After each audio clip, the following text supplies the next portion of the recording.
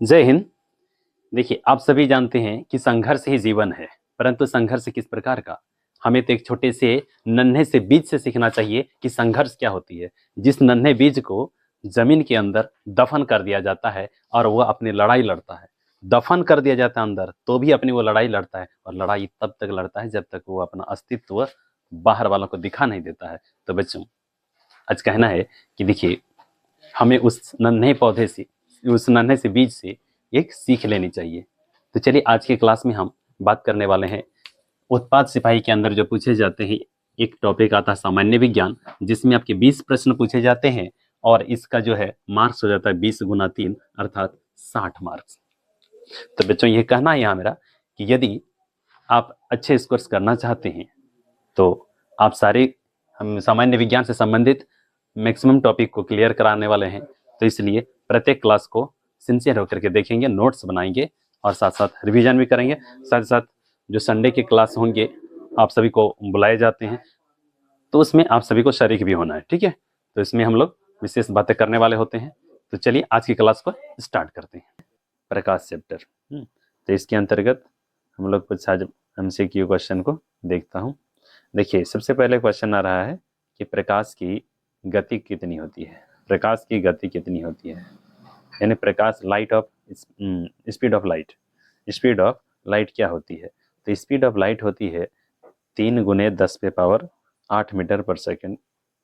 तो देखिए, जैसे ये एक सूर्य है, ये सूर्य है। अब यहाँ से जो प्रकाश के चलने की जो गति होती है वो होता है 3 × 10⁸ मीटर प्रति सेकेंड, 8 मीटर प्रति सेकेंड। इसका मतलब क्या हो गया? ये हो गया 3 लाख किलोमीटर के बराबर है। 3 लाख किलोमीटर के बराबर होता है। तो वो कौन सा ऑप्शन सही है? वो ऑप्शन नंबर बी सही है, यानी 3 × 10⁸ मीटर प्रति सेकेंड। चलिए, नेक्स्ट क्वेश्चन को देखें हम लोग। कहता है किसी माध्यम में प्रकाश की गति सबसे कम किस में होती है। देखिएगा, यह सवाल है कि किस माध्यम में जो है ना प्रकाश की गति सबसे कम होती है। तो वो कौन सा माध्यम है जिसमें ये प्रकाश की गति सबसे कम होती है? आपके पास यहाँ ऑप्शन है वायु है, जल है, कांच है और वो निर्वात है। तो देखिए, निर्वात क्या चीज होता है? जहाँ पर वायु भी नहीं होती है ना, और वहीं पर प्रकाश की गति होती है 3 × 10⁸ मीटर प्रति सेकेंड। और जो यहाँ पर है, जो ऑप्शन हम लोग के पास है वायु, जल, कांच और निर्वात, इसमें से किसमें जो है प्रकाश की गति जो है सबसे कम होती है। तो देखिए, सबसे कम की बात जहाँ आती है, तो यानी प्रकाश की गति सबसे कम होती है इन ऑप्शंस में, जो है वो है आपका ये ऑप्शन नंबर सी, यानी कांच। कांच में जो है प्रकाश की गति क्या है? कम होती है। इनकी अपेक्षा वायु में, जल में और निर्वात में इनकी अपेक्षा ज़्यादा होती है। सबसे ज़्यादा की बात करें तो किसमें होगी? तो सबसे ज़्यादा आएगी किसमें? निर्वात में सबसे ज़्यादा होगा। और यहाँ जो दिए गए ऑप्शन होता है उसमें से सबसे कम किसमें है? तो कांच में है। ठीक है, नेक्स्ट क्वेश्चन की ओर बढ़ रहा हूँ। देखें, कौन सा सिद्धांत प्रकाश के परावर्तन को समझाता है। देखिए, कौन सा सिद्धांत प्रकाश के परावर्तन को समझाता है। तो प्रकाश के परावर्तन को समझाने वाला जो सिद्धांत है वो कौन सा है? तो वो है बच्चों फर्मेट का सिद्धांत। कौन सा सिद्धांत है? फर्मेट का सिद्धांत। ये है प्रकाश के परावर्तन को समझाने वाला सिद्धांत। कैसे? तो आइए देखते हैं। फर्मेट का सिद्धांत को ही फर्मी का सिद्धांत के रूप में भी जान रहे हैं। इसको समझते हैं। देखिए, क्या होता है फर्मी का सिद्धांत। देखिए, प्रकाश उस पथ का अनुसरण करता है जिसमें यात्रा करने में उसे सबसे कम समय लगता है। प्रकाश उस माध्यम में, यानी उस पथ का अनुसरण करता है जिसमें यात्रा करने में उसे सबसे कम समय लगता हो, उसी माध्यम में का वो चयन करता है। सपोज दैट यहाँ पर एक लाइट जल रही है। एक सेकेंड, यहाँ पर एक लाइट जल रही है। अब ये इसको जाने में जिधर से एकदम शॉर्टकट रास्ता मिले, जैसे इसको यहाँ जाना है तो जरूरी नहीं कि ये इधर से मुड़ करके यहाँ जाएगा। इसका शॉर्टेस्ट डिस्टेंस जो मिलेगा ना, वही उसका रास्ता होता है। तो प्रकाश हमेशा उस पथ का अनुसरण करता है जिसमें यात्रा करने में उसे सबसे कम समय लगता है। इसका मतलब है यह है कि जब प्रकाश एक बिंदु से दूसरे बिंदु तक जाता है तो वह उसी मार्ग का चयन करता है जिसमें यात्रा के लिए न्यूनतम समय लगे, माने यात्रा का जो है ना यात्रा में जो समय कैसा लगे, सबसे कम लगे। ठीक है, आगे क्वेश्चन को देखते हैं हम लोग। अगला क्या है इसमें, इस सिद्धांत का प्रभाव में क्या चीज आता है, देखो इस सिद्धांत के प्रभाव को हम लोग समझते हैं। देखिए इस सिद्धांत, ये जो फर्मी का जो सिद्धांत है को समझने के लिए किया जाता है। जैसे क्या हो जाता है, अपवर्तन और परावर्तन। अपवर्तन और परावर्तन क्या चीज होती है, इसको हम लोग अभी देखने वाले हैं। देखिए जब प्रकाश एक माध्यम से दूसरे माध्यम में प्रवेश करता है, जैसे हवा से पानी में या पानी से हवा में, ऐसे करके, है ना। तो जब प्रकाश एक माध्यम से दूसरे माध्यम में प्रवेश करते हैं तो उसका वेग बदल जाता है। फर्मी का सिद्धांत बताता है कि प्रकाश का पथ इसलिए मुड़ता है ताकि वह सबसे कम समय में अपने गंतव्य स्थान तक पहुंच सके, जिसे स्नेल का भी नियम कहा जाता है। यह स्नेल का नियम भी समझे जाते हैं। दूसरा चीज है परावर्तन। जब प्रकाश एक सतह से टकरा कर वापस परावर्तित होता है तो फर्मी का सिद्धांत बताता है कि प्रकाश उस पथ पर यात्रा करता है जिसमें उसे वापस आने में सबसे कम समय लगता है। तो देखिए क्या कहा गया इसमें, इसको समझाते हैं। पहले चीज है, देखिए अपवर्तन। जैसे मान लिया जाए ये एक कांच का पात्र है, यानी कांच है ये, और इसमें एक किरण आ रही है। एक किरण जो है आ रही है दूसरे मार्ग से। ये हो गया आपका वायु है, वायु से होते हुए, एक सेकंड, है ना, ये वायु से होते हुए एक किरण आ रहे हैं। इसको सीधा चले जाना चाहिए था, सीधा चले जाना चाहिए था, परंतु सीधा न जा करके ये थोड़ा सा मुड़ने की प्रवृत्ति दिखाते हैं। ये जो मुड़ने की प्रवृत्ति दिखाती है इस घटना को अपवर्तन कहते हैं। अब यहाँ पर यदि हम एक यूं इसमें एक लंब रेखा खींच दे, यहाँ पर एक लंब रेखा इस पर खींची जाए तो हमें यहाँ पर दो कोण नजर आते हैं। वे दो कोण है, जैसे कि आप देख सकते हैं यहाँ पर दो कोण बनते हैं। यहाँ एक कोण बनती है, दूसरा कोण यहाँ बनता है। इस कोण को हम लोग आपतन कोण कहते हैं, जिसे हम लोग आई से सूचित करते हैं। दूसरा कोण ये जो नीचे है, ये नीचे वाला कोण को अपवर्तन कोण कहते हैं, जिसे हम लोग यहाँ आर से सूचित करते हैं। तो ये है इसके फर्मेट के सिद्धांत। चलिए अगला क्वेश्चन हम लोग देखते हैं। देखिए प्रतिवर्तन किस प्रकार होता है, प्रतिवर्तन यानी परावर्तन से ही कहा जा सकता है। तो प्रतिवर्तन किस प्रकार का होता है, इसमें देखिए परावर्तन जो होता है समांतर परावर्तन होता है, अनियमित परावर्तन होता है, पूर्ण आंतरिक परावर्तन होता है, और या इनमें से सभी, यानी ये तीनों चीजें होती है, अर्थात यानी उत्तर डी सही है।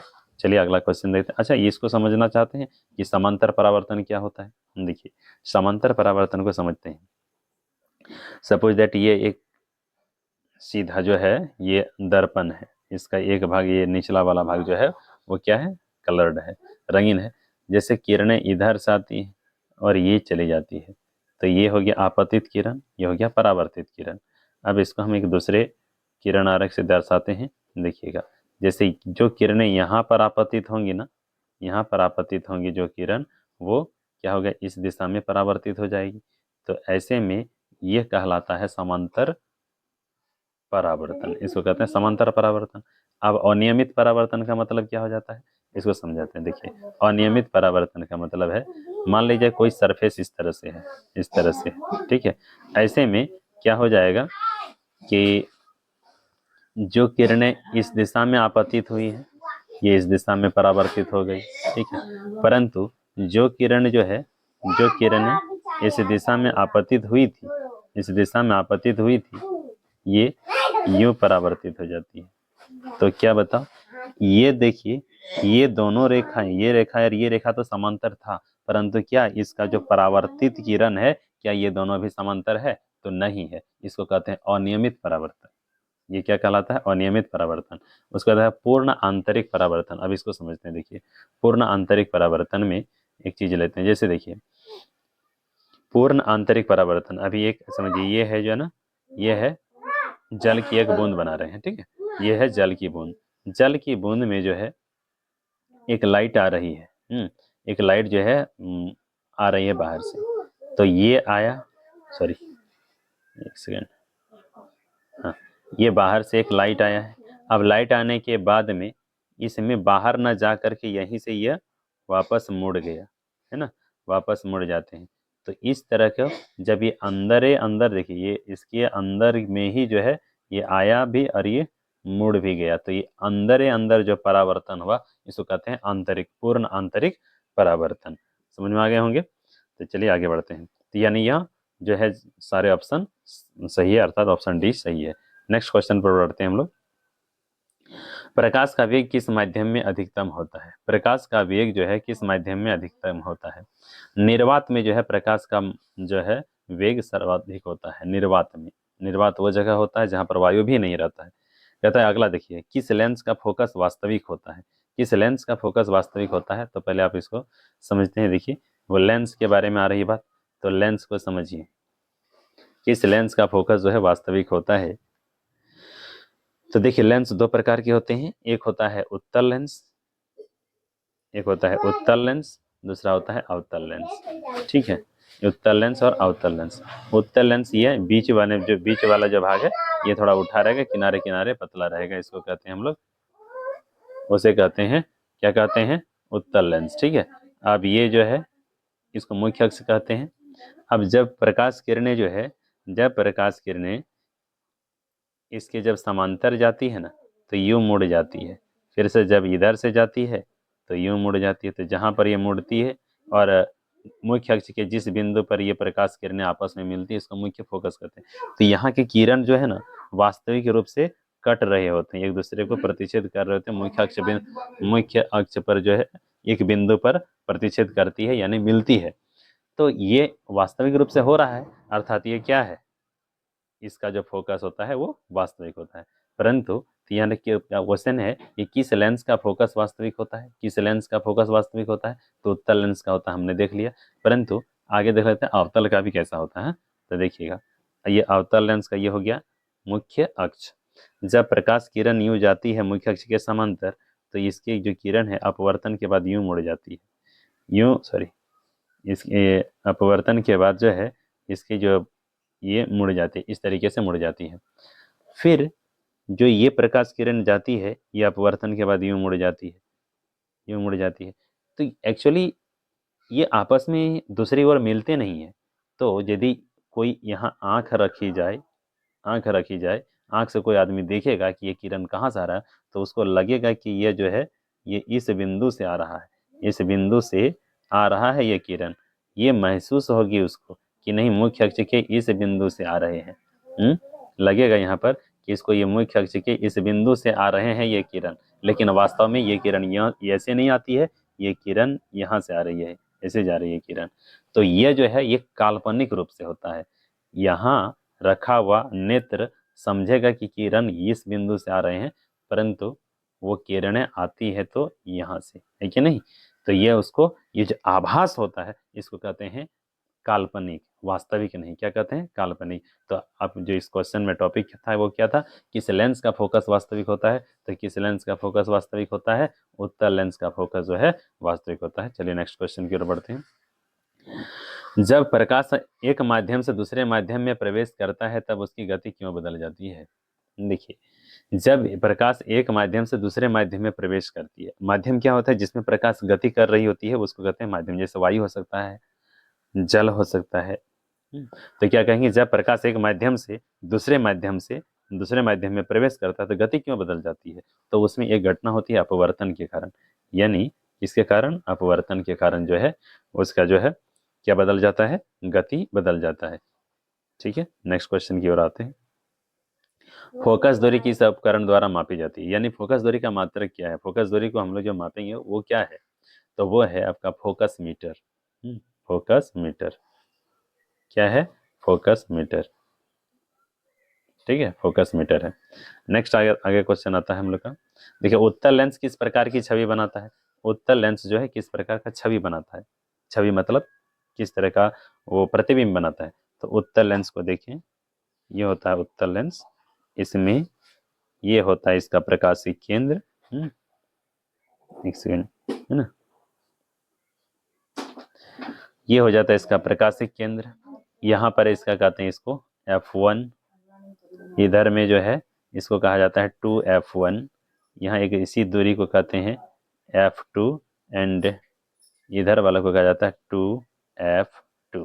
ठीक है, अब ये मतलब कहते हैं, क्या कहते हैं कि इसमें से 6 कंडीशंस हैं, 6 कंडीशंस में हर 5 कंडीशन ऐसे होते हैं जिसमें जो है प्रतिबिंब जो है वास्तविक बनता है। सपोज दैट कोई प्रतिबिंब इस जगह पर रखी हो, कोई वस्तु जो है इस जगह पर रखी है, इसके मुख्य अक्ष के समांतर जाएगी और इधर मुख्य फोकस से गुजरती है।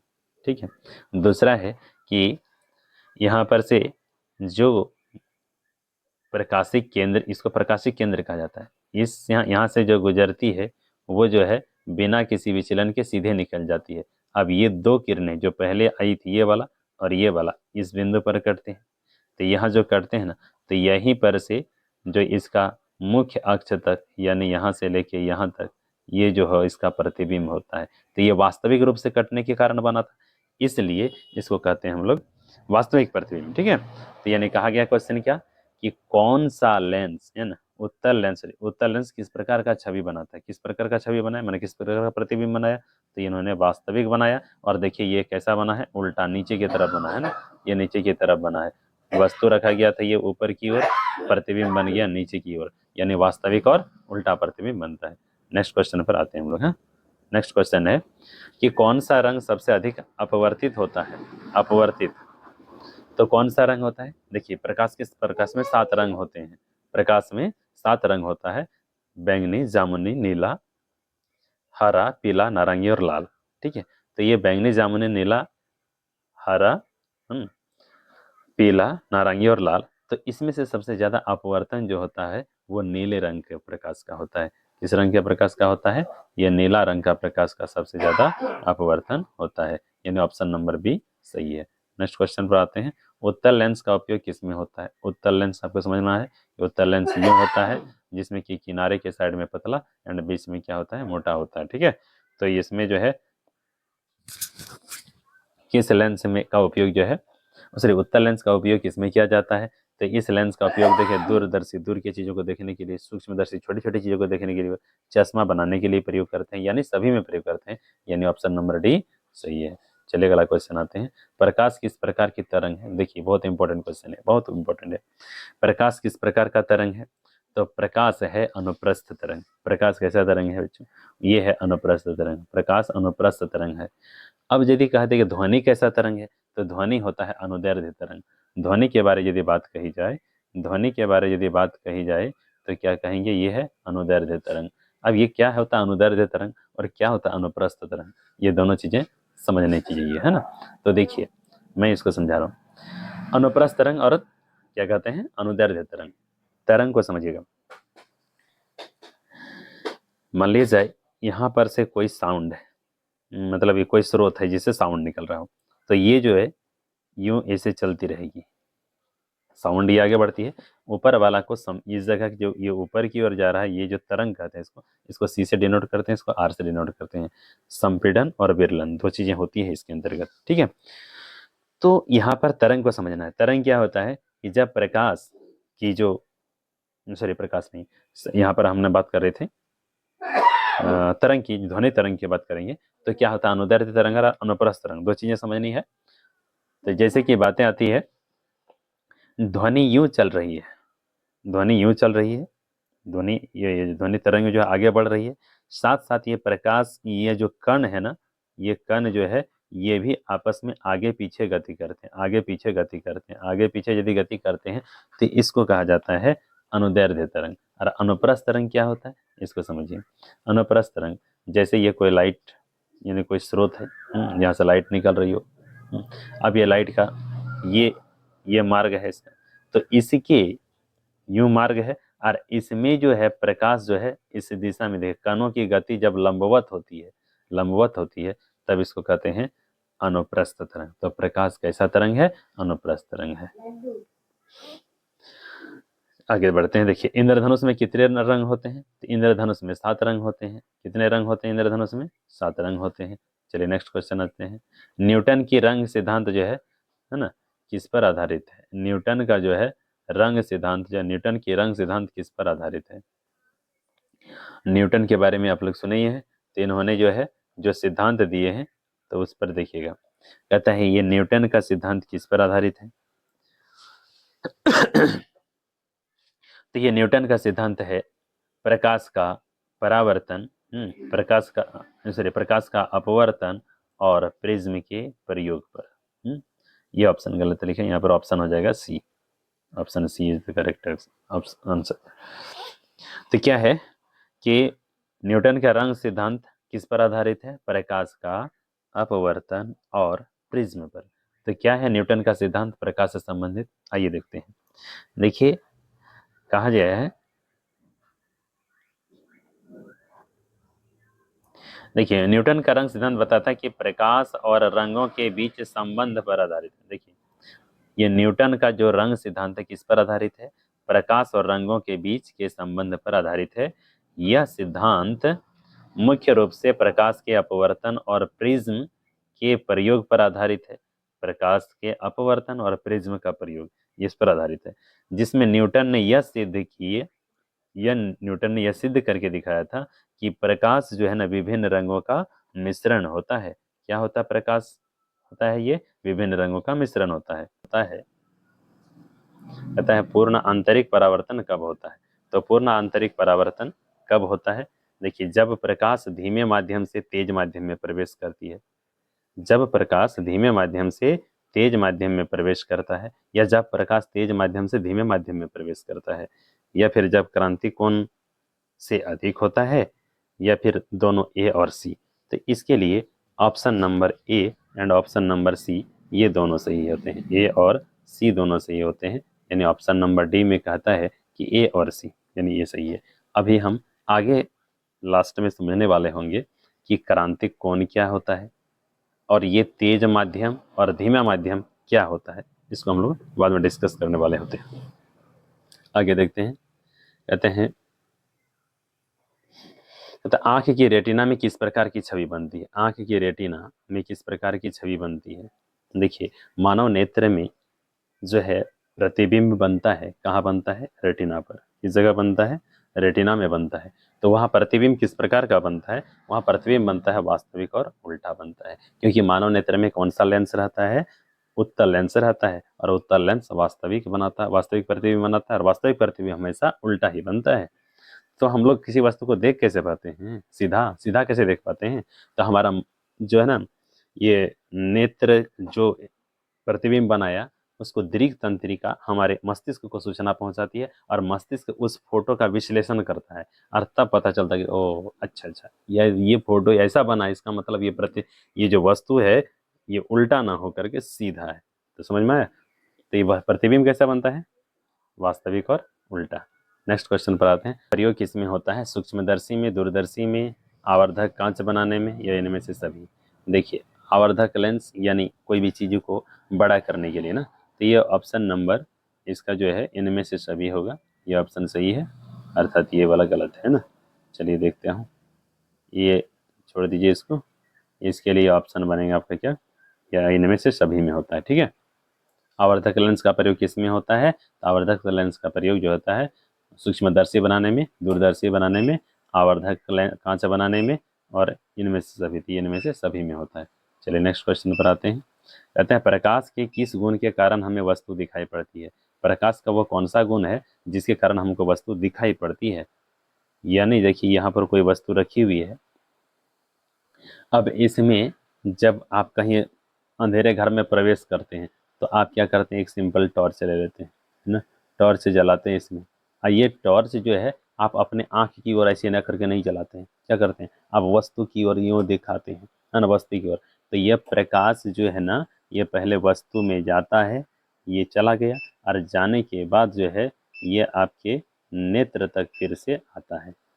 नेत्र तक आता है। जैसे आपका ये आँख है ना, तो यहाँ पर ये प्रकाश किरण यूँ गया था, और यहाँ से टकराने के बाद ये जो है आपके नेत्र तक पहुँचता है, तब आप वस्तु को देख पाते हो।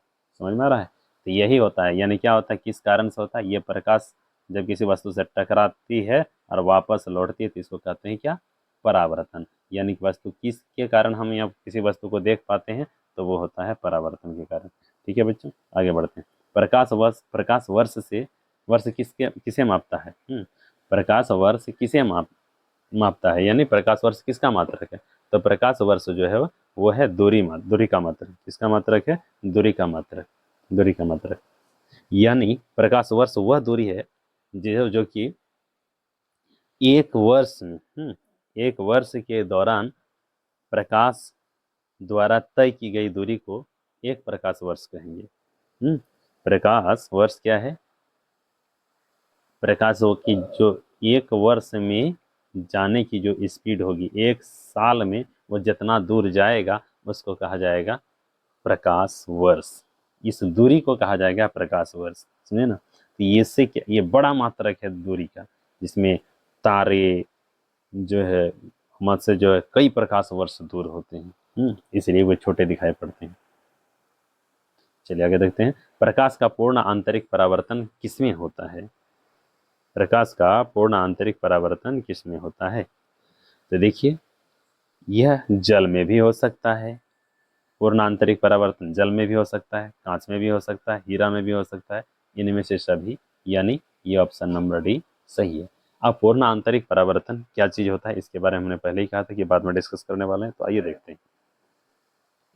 देखिए, पूर्ण आंतरिक परावर्तन, यहाँ जो चीजें कॉन्टेक्स्ट लिखी गई है इसको ध्यान से पढ़ने चाहिए। देखिए, पूर्ण आंतरिक परावर्तन जो है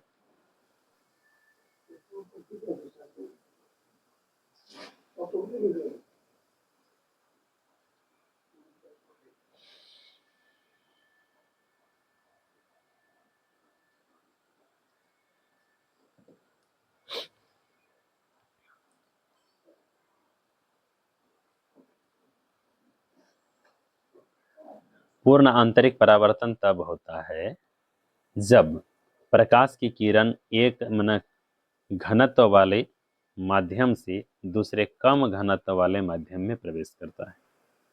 क्या बताया? कम घनत्व सॉरी, जिसका घनत्व ज्यादा है, ज्यादा घनत्व वाले से कम घनत्व वाले माध्यम में जब प्रवेश करता है तब होता है पूर्ण आंतरिक परावर्तन। इतना समझ में आ गया? और उस परावर्तन की किरण पूरी तरह से तब वापस जो है पहले माध्यम में लौट जाती है, बजाय इसके कि वह दूसरे माध्यम में प्रवेश करे। दूसरे माध्यम में प्रवेश करे, यह घटना तब भी होती है जब ये तब भी होती है जब निम्नलिखित दो शर्तें पूरी होती है। इसके लिए दो कंडीशंस हैं। वो दो कंडीशंस क्या क्या हैं? वो दो कंडीशंस हैं, पहला है कि जो प्रकाश किरण है ना, वो अधिक घनत्व वाले माध्यम से कम घनत्व वाले माध्यम की ओर जा रही हो। जैसे अभी मैंने पहले कहा था कि प्रकाश जो है पानी से हवा की ओर जाना, प्रकाश का पानी से हवा की ओर जाना, तो दो माध्यम हो गया। पानी जो है इसका घनत्व ज्यादा है, हवा का घनत्व कम है, तो अधिक घनत्व से कम घनत्व की ओर यदि जाता है तो क्या होगा? पूर्ण आंतरिक परावर्तन होगा। दूसरा कंडीशन क्या बताया? अपवर्तन कोण जो है 90 डिग्री से अधिक होना चाहिए। अपवर्तन कोण 90 डिग्री से अधिक होना चाहिए। इस स्थिति को आवश्यक कोण कहा जाता है। आप लोग को आज की क्लास ये समझ में आई होगी। मिलते हैं नेक्स्ट क्लास में। और यदि आप सभी इस चैनल पर नए हैं तो इस चैनल को सब्सक्राइब करें। आगे इस तरह के इम्पोर्टेंट महत्वपूर्ण प्रश्नों के साथ हम उपस्थित रहेंगे। तब तक के लिए वंदे मातरम।